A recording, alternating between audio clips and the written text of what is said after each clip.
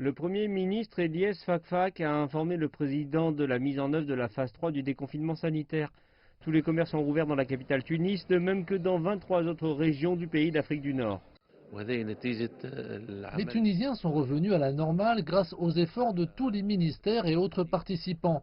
Oui, nous avons réussi à contrôler la situation épidémiologique. Mettre fin au couvre-feu permettra aux clients, aux consommateurs et aux touristes domestiques de reprendre une vie normale et de faire repartir l'économie. Plus de 6124 mosquées dans tout le pays ont rouvert dans la dernière phase du plan de déconfinement du Covid-19. Plus d'1 million de personnes se sont rendues cette semaine dans les mosquées. Maintenir la réouverture avec succès dépend de l'adhésion des Tunisiens aux mesures qui ont été instaurées et une fermeture sera décrétée si un nouveau cas est signalé. Nous travaillons avec le groupe en charge du Covid-19 pour garantir la sécurité de 2 millions de fidèles. Le ministre en charge des projets nationaux majeurs a indiqué que la levée des dernières mesures de prévention avait été un succès. Les autorités ont indiqué que le travail sur 4000 projets d'infrastructure d'un montant de 2,2 milliards de dollars avait repris dans tout le pays.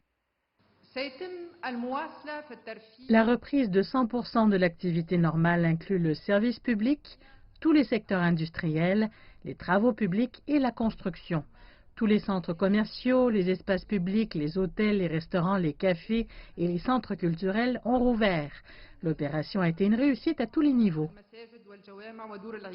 Le transport public a repris son activité complète et les voyages interrégionaux sont permis. Le groupe de travail du Covid-19 a également décidé que les frontières aériennes, terrestres et maritimes rouvriront à compter du 27 juin.